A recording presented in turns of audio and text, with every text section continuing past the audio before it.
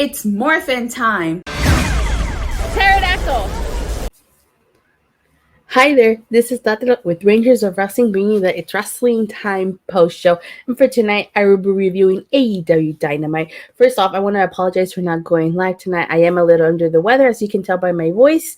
So, hence why I'm recording this. Alrighty, so let's talk about that Ring of Honor Women's Championship Unification match. It was Deonna Purrazzo versus Mercedes Martinez, and I was waiting for this match ever since they announced it last week. I was waiting for it because if you guys follow me, you guys know I'm a big Impact Wrestling fan. Deonna Purrazzo, a huge fan of Deonna Purrazzo, and I was waiting for this match, and I knew going into this match that there is a huge possibility Deonna Purrazzo was going to lose. Okay, I had already accepted that, but I have to say I was really impressed because, you know, it's not the first time Deonna and Mercedes Martinez have fought each other. The last time Mercedes Martinez fought Deonna, she tapped out to the Venus de Milo. So, of course, you know, since it's for the Ring of Honor Women's Championship, Mercedes Martinez tried to observe the Code of Honor, but typical Deonna, she refused, instead kicked Mercedes' hand out of the way. And Deonna began targeting Mercedes' arms, which you guys know, or if you don't know, Deonna's signature move is, one of her signature moves is the Fujiwara armbar, the other one being the Venus de Milo. So I have to say, Deonna was extremely dominant in this match. She shoved at one point, sent Mercedes Martinez crashing into the post. My issue though is that they went in picture. I wish they didn't go in picture and they just let them wrestle uninterrupted. I think I would have enjoyed the match more, and people would have seen, especially because if people don't pay attention to the picture-in-picture, they probably didn't see Deonna dominate Mercedes Martinez throughout the entire picture-in-picture thing. So she looked fantastic, and I'm so happy she got to be on AEW television and on this stage. And at the end of the day, it was a good match. Okay, good match. Am I disappointed Deonna lost? Of course I'm disappointed Deonna lost. I wanted her to win. And to top it off, not only did she lose, she lost by submission. Mercedes Martinez with that dragon sleeper. And Deonna tried her best to break free by biting Mercedes, but it wasn't enough. It just wasn't enough. And I have to say, I'm not that mad because, like I said earlier, the last time they fought, Mercedes Martinez did tap out to the Venus de Milo, so I guess she got her submission back, okay? So I'll let Mercedes have that one. But nonetheless, this was a great match. Did I want more? I didn't want the match to end. It left me wanting for more. I'm curious to see what happens now. Are we finally going to get Deonna versus Britt Baker? I hope so. What I would have liked was another way I would have done this match was I would have had Britt Baker cost Deonna the title, setting up a feud between them. Or I also, if there was no Britt involved in this, I would have also preferred Deonna to lose, not by tapping out, but by passing out, which I felt would have been a little bit more acceptable. But again, it's just Mercedes Martinez getting her submission win back. And at the end, Deonna did shake Mercedes Martinez's hand and observe the Code of Honor. So what more can I say? Props to Deonna, props to Mercedes. I knew it was coming. I cannot wait to see what happens with Deonna going forward. I can't. I'm just happy. Happy. That's why I keep stuttering. Just extremely happy. Even though I would have preferred Deonna winning. But I understand. I get it. I totally do. Alrighty. So, tonight's AEW Dynamite kicked off with the Owen Hart Foundation men's qualifier match. It was Jeff Hardy versus Bobby Fish. This was a good match. It really was. Jeff Hardy taunting Bobby Fish At one point, Bobby Fish sent Jeff Hardy flying into the barricade with that dragon screw. I like that Jeff Hardy was wearing black and pink. It was kind of like a tribute to the Hart Foundation. And then, Bobby Fish with the devastating knee to Jeff Hardy's stomach. Ouch. I really like how at the end, of course, typical Jeff Hardy fashion, winning with the Swanton Bomb. I'm not surprised here Bobby Fish lost and Jeff Hardy won because Adam Cole Bay and Kyle O'Reilly already qualified. I think that storyline-wise, it made sense for one of the members of the Undisputed Elite not to win and not be a part of this tournament. Because then if you have them all be a part of the tournament, then you put yourself in a situation where it's like, who wins between the three of them? So I'm really glad that one of them lost, and unfortunately it had to be Bobby Fish. But at the end of the day, like, the Young Bucks came out and they had a stare down with the Hardy Boys, but they also came to check on Bobby Fish. Oh my god, that tease! If I were, oh my god, like, I don't even know what to say or what to think. But personally, they should save the Young Bucks versus the Hardys. We should not be having that right now. That should be like the last match the Hardy Boys do as a tag team. Granted, I know they can always redo it down the road, but that's a match I want to see. If it doesn't happen at Double or Nothing, maybe at All Out. But that match is going to happen sooner than later. Then we had trios match. It was the Blackpool Combat Club versus AFO. The Butcher went immediately after Jon Moxley. And again, this is a good match. The Blackpool Combat Club is on a roll. I really like how at the end of the day, I really like how at the end of their matches, whoever's in the pinning predicament, the other two always attack the other two wrestlers. So in this case, Wheeler Yuta and Jon Moxley focused on Butcher and Blade respectively, while Bryan Danielson put on Helico in the Triangle Sleeper and allowing them to pick up the victory. So there's a Trios Championship being made. Blackpool Combat Club should be one of the first trio to hold the title. And then we get a backstage segment with Jungle Boy, Luchasaurus, Ricky Starks, and Powerhouse Hobbs. Jungle Boy, basically, the gist of this segment is that Jungle Boy wants a shot at the FTW Championship. So I'm really excited for that. I wonder if it's time for Ricky Starks to lose that title. He's been holding it for a while. Since he took it off Brian Cage, he's been champion. So curious to see where that goes. Then Swerve Strickland and Keith Lee say they have unfinished business with Powerhouse Hobbs and Starks. And then Keith Lee says they're going to swerve into glory, which I thought was really cool and funny.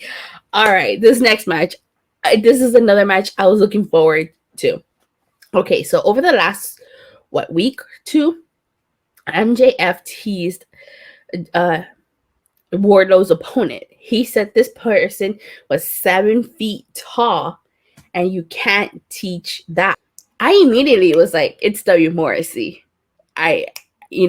And even if he didn't say you can't teach that, if he would have said BQE, I would have got it. And probably most people wouldn't have, especially if they don't watch Impact. BQE is a reference to W. Morrissey's finisher. I really like that W. Morrissey came out to his Impact Wrestling theme. I'm so glad they allowed him to keep that. And he also came out looking strong. Like, obviously, he was the heel in this, and Wardlow was the babyface.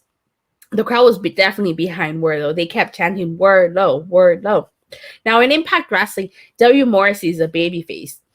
But I will say, when he bursted onto the scene in Impact, he was a heel. He was a very dominant heel. Impact did a really good job at establishing W. Morrissey as a heel. And until he turned face. And now he's actually a really good face. But I knew going into this, he would be a heel. And it did not disappoint. Morrissey obviously was a lot taller than Wardlow, so that was going to be a challenge for him. So I really like that one spot where Morrissey leapfrogged and then hit Wardlow with the big boot. So the big boot being standard W. Morrissey. Morrissey then sent Wardlow crashing face first into the post. So, I really like the fact that they did show Morrissey being dominant. What really impressed me was that moonsault that Wardlow did to W. Morrissey. It's like, wow, Wardlow's not a small guy. So for him to be doing crazy moves like that, that was pretty impressive. And then they took one Powerball Symphony to W Morrissey and to allow Wardlow to win. I kind of felt like they had to rush this a little bit just because of what happened afterwards. I have to say, I thought it was going to take more than one Powerbomb Symphony to take down W Morrissey. It could have been, but like I said, it's because of the segment that followed that I felt like maybe they only had time to do one. So I would have W Morrissey, but hey, W Morrissey looked good in the match, and that's what mattered to me. I just wanted W Morrissey and Deonna Purrazzo to look good tonight. I knew they both were going to lose, and all I wanted was for them to look great, and they did. So at the end of this segment, Wardlow refused to get handcuffed, and he had started attacking security guards. And then MJF basically says that he's going to have Wardlow sign a contract with stipulations, of course, in order to have a match. And it's going to take place in the LI, or Long Island, which I'm not surprised because that's where MJF is from. So I feel like maybe, I guess it makes sense as to why they did that segment after.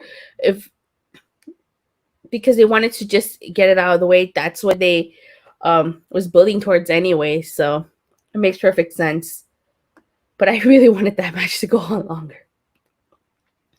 They're going to Hangman Adam Page segment. He said he basically starts out saying that it would be really easy to say how much he loves and respects CM Punk, and that he looks forward to shaking his hand and standing across the ring from the best in the world and having an all-time classic for the AEW Championship. He said, but that's not going to happen. At Double or Nothing, there's not going to be a handshake, no Bret Hart tribute match. He was going to destroy Punk. And then there was a guy wearing a CM Punk shirt in the audience. He points to that fan and he says he's going to be running back to the merchandise stand to get a refund after Hangman is done with Punk. And he says he hates to be the bearer of bad news, but the beloved CM Punk isn't here and he's probably off filming some TV show. How ironic. I like that fact that he says how ironic, because I feel like he says that in the sense that you have people like The Rock, John Cena, and Batista who were wrestlers who went on to go Hollywood. And I feel like he says how ironic because now he's kind of into, the way I interpreted was that he's saying that it's ironic that now CM Punk, who is now going Hollywood basically, because he's doing all these TV shows like Kios. I believe recently he was in Mayans. So I really like that he said that, how ironic, because yeah, CM Punk is, I'm not saying he's going to leave wrestling and go Hollywood, but I like the fact that he said it's ironic, because it is ironic. You got CM Punk, a guy who loves pro wrestling, and now he's out there like filming TV shows and stuff. So great that he pointed that out. And he said it's going to be the fight of Punk's life since he wanted a fight. So I really, really like this promo. I don't think it necessarily meant that Hangman turned heel. I think that it's just Hangman being a confident champion, and he's confident in his match going against CM Punk. Now, I honestly, in my opinion, CM Punk is going to lose this, and if he is going to lose, what better place for him to lose than in Las Vegas, as opposed to it All Out in Chicago? You're gonna have a riot in your hands. But I'm really looking forward to this match. I might go to Double or Nothing, so I really would be happy to see this match in person. Then we get a quick backstage segment with Jay Lethal, who says he's furious that AEW is rolling out the red carpet for some international superstars, but not for them. And he says that he's going to get his he's going to get red carpet ready. He goes up against Konosuke Takeshita. I'm so sorry if I mispronounced that guy's name. I really am. All right. So then we get Santana versus Chris Jericho. This is the grudge match. And Santana attacked Chris Jericho before the start of the match. There was chest chops to Chris Jericho. He threw him into the barricade. I like that Chris Jericho grabbed the camera and like he put it on Santana, and Santana just basically flipped him off. And when the match finally does start, Eddie Magic, I think that's who they call it, grabs Santana's boot trying to drip him. Oh my god, my favorite spot in this match was, of course, when Santana did the Three Amigos to Chris Jericho as a tribute homage to Eddie Guerrero. Then he tried to do the frog splash, but of course Chris Jericho recognized what Santana was doing. He tried to stop him. Eventually, Santana does hit the frog splash. And then Chris Jericho put Santana in the walls of Jericho, but he breaks free. I really thought that stunner that Santana did to Jericho was cool. You could see Ortiz out on the outside, wiping out Daniel Garcia, Angelo Parker on the outside with Floyd. Oh, but that distraction caught it out Chris Jericho to hit Santana with the low blow and then the Judas effect. So Chris Jericho ends up winning this match. And then there's a post-match assault to Santana and Ortiz. Of course, the Jericho Appreciation Society has a numbers game. It's like 5 against 2. And even with Eddie Kingston, even if Eddie Kingston had came out, they would still be outnumbered. So it leads me to wonder who is going to help Kingston, Santana, and Ortiz against the Jericho Appreciation Society. I can't figure that out yet. But we'll see where this leads. It was a good match, good segment. It's not over. Not after that low blow. It's definitely not over. So I'm going to wait to see what they do for Double or Nothing. Then we had a Varsity Blondes segment. And basically, Brian Pillman Jr. is talking about how he's been humble ever since he lost, ever since their encounter against the House of Black, an encounter which poisoned the mind of Julia Hart. John Harbaugh, he quotes John Harbaugh, says, "Attack each day with an atheism unknown to mankind." And so he says that they would be lying if they didn't lose sight of that quote. He lost their atheism and that's when House of Black creeped in and drove them apart. House of Black appears, and the Varsity Blondes, like, they corner Julia, and they are protecting her from the House of Black. And the House of Black is pretty much wiping the floor with the Varsity Blondes. And Malachi Black slowly approaches Julia, and he hands her over to Buddy Matthews, who takes Julia, and then Brody King hands a chair to Julia, and they encourage her to hit Griff, but she struggles. So, and then that triangle comes out, and she's all covering her eye, and she seems to struggle with, like, uncovering her eye. So, for those of you who don't know, it is Star Wars Day. It's May 4th. So I would have loved, and I don't know, maybe it's just a Star Wars fan in me talking, but I would personally have loved for Julia Hart to turn on the Varsity Blondes on Star Wars Day. And it's because it's a House of Black. Would have been really cool, because then, like, we could say, oh, now Julia Hart knows the power of the dark side.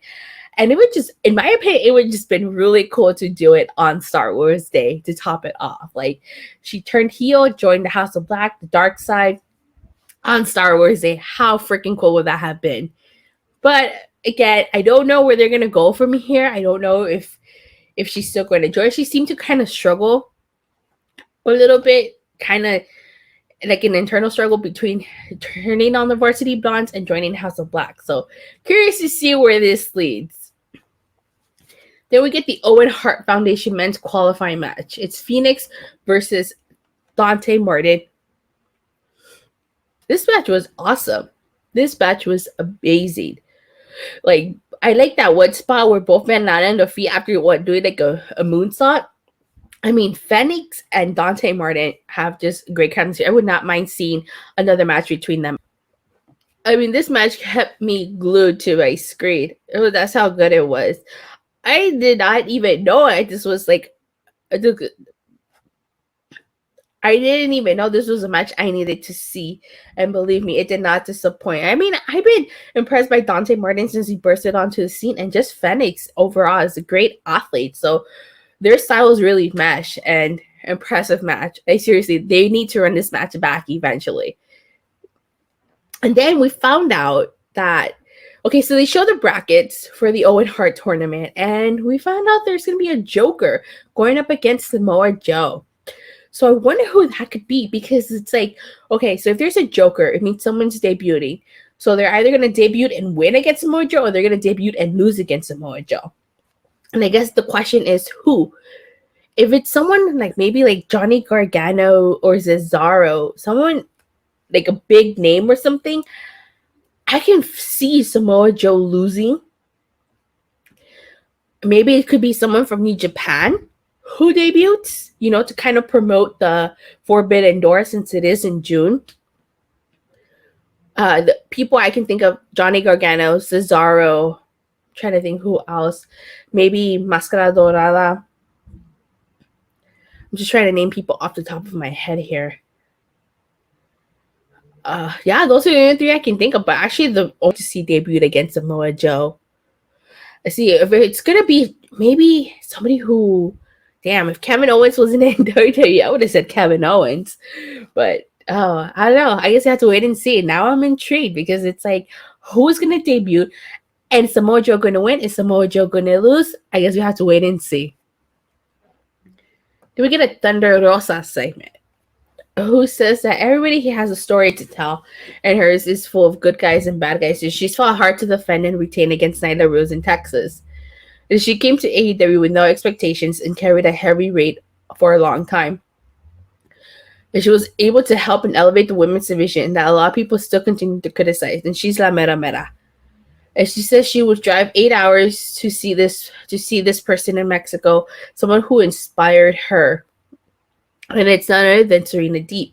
Serena Deeb then comes out and says that she's watched Rosa scratch and claw her way to the top and truly believes they can make this women's division the best in the entire world.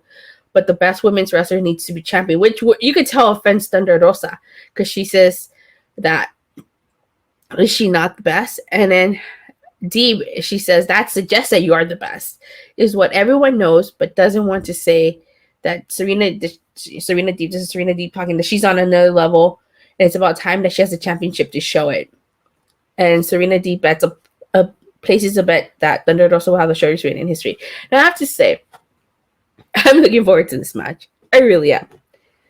But my thing is, like, when they talk about how they want to make it the best women's division in the world, they're not wrong in a sense. Like, it can be the greatest women's division in the world.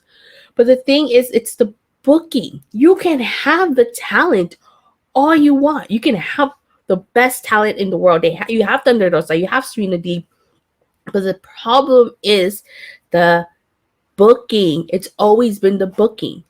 Like, you know, maybe I'm not saying Tony Khan shouldn't sign any more men, but maybe he should focus more on signing more women and just put a little bit more focus on the women's division.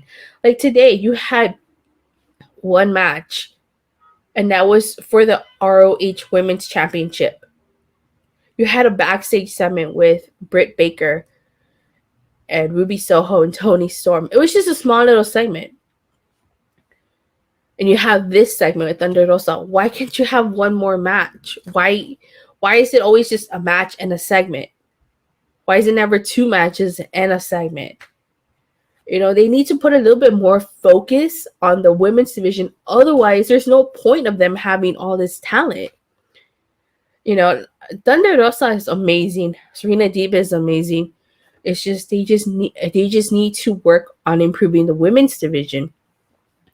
And you need to book the women better. Tony Khan needs to book them better. So, but hey, they can make it the best entire division in the world. But right now, that honor goes to Impact Wrestling. They had 3 women's matches at Rebellion, each with their own different storyline. So if Impact can do it, AEW can do it. It's just, they got to focus on that division. Then after that, we get the ROH Women's Championship Unification match of Deonna Purrazzo versus Mercedes Martinez.